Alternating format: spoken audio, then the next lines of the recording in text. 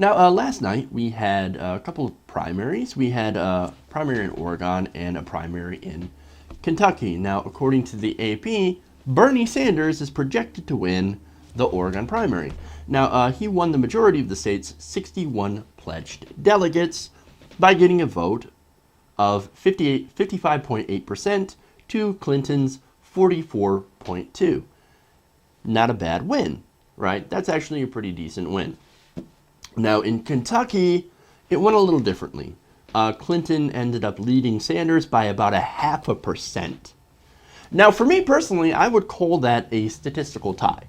Now, if you want to say Hillary Clinton won because she was up by 0.5%, okay, whatever, right? Call it what you will. I think it's a tie because at the end of the day, they both received the same amount of pledged delegates. So when it comes to the delegate count, they did tie. They got the same amount. But okay, well, speaking of the delegates, Sanders still needs to win about 2/3 of the remaining unpledged delegates if he wants to come into the convention with more.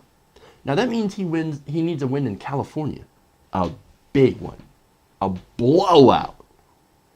Now, what's the delegate math at now? Well, Clinton entered Tuesday, according to the AP, with 1,716 pledged delegates to Sanders' 1,433.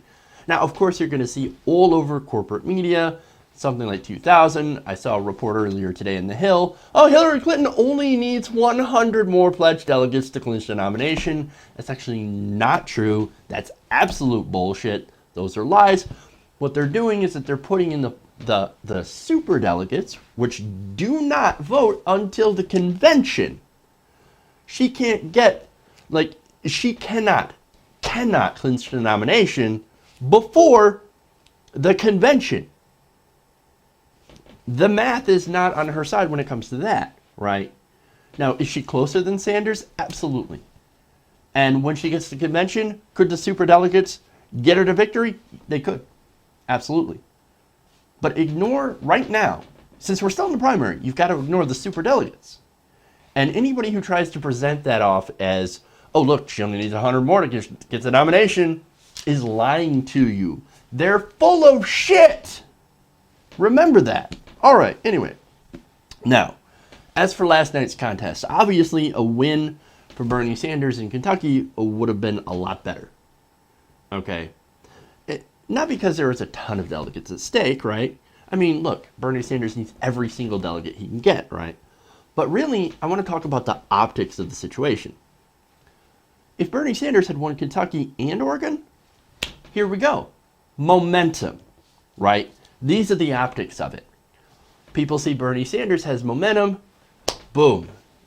That's a good sign, that's a good thing when you're talking about messaging. Bernie Sanders ties in Kentucky, that means Hillary Clinton can use the optics of, oh, well, see, we stopped Bernie Sanders. He doesn't have momentum going into New Jersey, California. You know, it's politics, right? And so she can breathe a little easier now that Sanders he can't go out and claim that he's got a lot of momentum, even though he did win Oregon by a pretty big amount. Now, the other thing that's interesting, on the other hand, is that Kentucky should have been a slam dunk for Hillary Clinton. Let me compare her numbers from last night's contest to back in 2008. In 2008, against Barack Obama, she took 65% of the vote. Blowout. When here she wins by 0.5%, or as I said, statistical tie. What happened? I thought it was supposed to be a blowout. I thought she was supposed to win both of these contests. Turns out, not so much. And here's the thing. It's because there's not a lot of enthusiasm for Hillary Clinton.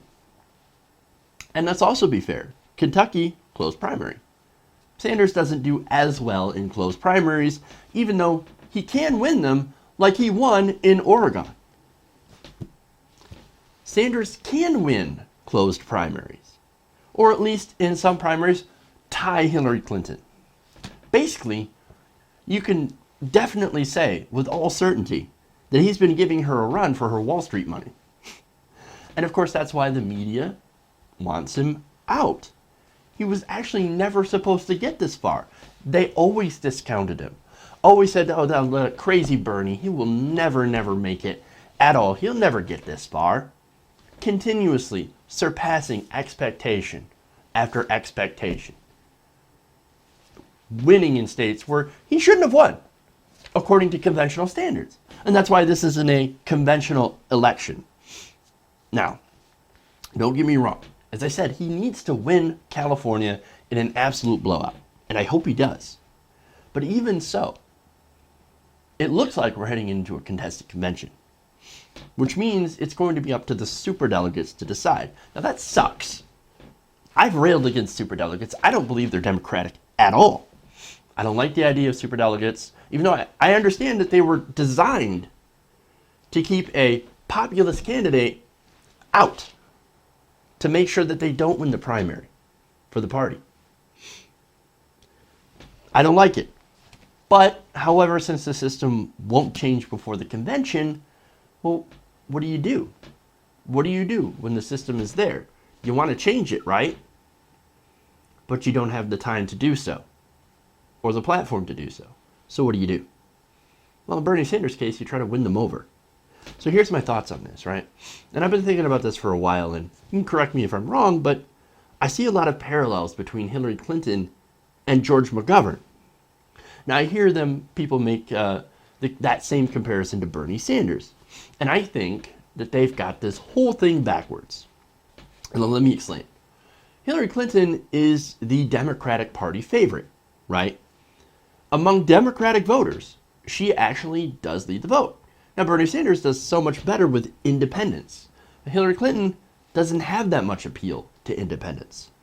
And when you add them into the mix, she actually does worse against Donald Trump. And she has the second highest unfavorability ratings next to Donald Trump. So, the point that I'm getting to is that the Democratic Party and Hillary Clinton loyalists are actually pushing a weak candidate into the general election, knowing that she's a weak candidate. One that's going to have a very hard time competing against a populist demagogue like Donald Trump. Here's the other thing. It's not as if we don't know who Hillary Clinton is. We do know who she is. Everyone knows who she is. She's been in the spotlight since becoming the First Lady. She's not going to attract new voters who don't know her. We do know her. We know her and we know what to expect. Here's the other thing that makes her a weak candidate. She's under investigation by the FBI. Now, whether or not that leads to charges over the emails at this point, we don't know. There's a good chance that it won't. And let's be honest. However, you look at that, you look at the optics. She is the only candidate that has ever gone into a general, or would consider going into a general or win the nomination, being under investigation by the FBI. Come on, man. That's crazy. Just the optics are bad. Whether or not it will lead to any charges. That's attacks, just a ton of attacks waiting to happen. Now, as I said, she's under investigation for the email server. She's highly disliked and not trusted. Though, of course, I want to be fair and to say that some of that distrust is not deserved. I mean, for example, you've had shit like Benghazi. Oh my God, she killed Vince Foster, blah, blah, blah, right? Some of that shit obviously is bullshit. And I'll defend her on stuff that is actual bullshit coming from the right wing that's done nothing but try to smear her on stupid shit. No. We keep our policy differences, or we keep our differences on policy. And we talk about the policies where we think Hillary Clinton is wrong at.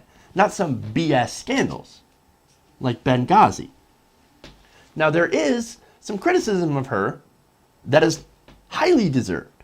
For example, her vote on Iraq, taking Wall Street money, flipping on the bankruptcy bill back in like 2003, flipping on gay marriage in 2013, all that stuff. And by the way, she flipped on gay marriage because guess what? It was now politically expedient and popular. I mean, come on, right? Really? This is a flawed candidate who has thrown out horrific charges against the most liberal senator in Congress. And now, because of that, she's hurt her chances at attacking Donald Trump. She has become the boy that cried wolf. Oh, sexism. Look at the sexism. Bernie Sanders, so sexist. Look at the Bernie bros. Bernie Sanders is the least sexist senator that we have. Donald Trump, who's arguably a complete sexist. Look at all the horrible things he said about women. Yeah, fat pigs and bleeding out of her wherever, to Megyn Kelly, a bimbo. That guy, if anybody deserves the label of sexist, it's that guy. Not Bernie Sanders. But she's already thrown out that charge against the most liberal senator. And therefore, she's taken the edge off. People are going to shrug this shit off and say, well, you call Bernie Sanders a sexist. We don't think you mean it. You're just throwing that charge out. Doesn't mean anything anymore. Well, that's going to hurt her. How is she going to attack Donald Trump and actual sexism when she's already pretty much ruined it at this point? As I said, flawed candidate. And to go back to the sexism charge. Now, socialists, right? Right wing loves to talk about how, Obama is a communist, socialist, Muslim Kenyan usurper, right? Well, after 8 years of calling a center-right Democrat a socialist, who's, by the way, helped Wall Street, helped the economy, helped businesses, helped us get past one of the biggest recessions that we've had since the Great Depression? That guy's a socialist? No, you've ruined the word. You've taken the edge off. And that's what she's doing to sexism. All of these points are why I feel that her overall candidacy is most comparable to George McGovern. I know it's not a perfect comparison. I know there's a lot of things, but you can see that there's parallels here. At least that's what I see. And maybe I'm wrong. But I think it's most comparable to the candidacy of George McGovern. A deeply unpopular with the general electorate, but popular with the Democratic Party base. And being pushed out into an electorate that a lot will not vote for. She does not stand a good chance against Donald Trump if she's pushed out. And if you really want to guarantee a win against Trump, the superdelegates should do their job, do what they were created for, i.e. stop a weak candidate from going into the general by siding with Bernie Sanders. Now, as I said, I hate that system. I don't like that system. I think it's undemocratic. But there comes a point where you have to save the system. You have to save it. You have to save the election by electing or by nominating the more electable candidate. And in this case, that is Bernie Sanders. Now, there's one more point here. And that's, it's that the narrative, it's that there's a narrative going around that Bernie Sanders only does well because the media hasn't attacked him yet. That is a load of absolute bullshit. If you've been watching the same media that I have, you know that they've been relentless. Not just on the left, but on the right as well. Both sides, of course, socialist, communist, nobody will ever vote for that. Well, there's a lot of people that would disagree. You had Fox News, Alex Jones, Washington Post, The Daily Beast. You had people on cable TV, MSNBC, even Rachel Maddow attacking his supporters and therefore attacking him, saying that, oh, he's incited violence in Nevada. And, we've got segments on that later on. You've got people comparing Bernie Sanders to Donald Trump and his supporters. I mean, look, this guy has been raked through the coals in this primary, and he never gives up. He's still out there, man. He's still out there saying the same things that he was saying before. Talking about income inequality, talking about issues, talking about Native Americans. As if there's a big voter block of Native Americans. But he brings up that issue because that's an important issue for him. It's an important issue for Native Americans. He's not pandering for votes. He actually believes in this stuff. And yet, rake through the coals, man. They've come out and put every hatchet in his back that they can. So you've got that narrative that gets pushed out, that he only does well because he's not been attacked in the media, and that is just 100% completely and utterly false. But what the corporate media continues to do is spin and spin and spin, and it's nothing more than an attempt to prevent actual real change from happening in this country. And that's why we shouldn't buy it. And win or lose, it's not over yet. Bernie Sanders has had an impact on not only this race, but on the narrative going forward. The American people are onto the game of the establishment. And come 2020, man, if Sanders does not win 2016, we're inevitably going to inevitably go towards a more progressive route. Because the American people see this. They know what's going on. They see that they're being screwed. And they're on to you. And they're not going to back down. Mark my words, man. There is a progressive revolution coming. It may not happen today, but certainly the next 4 years, it's coming. It's coming.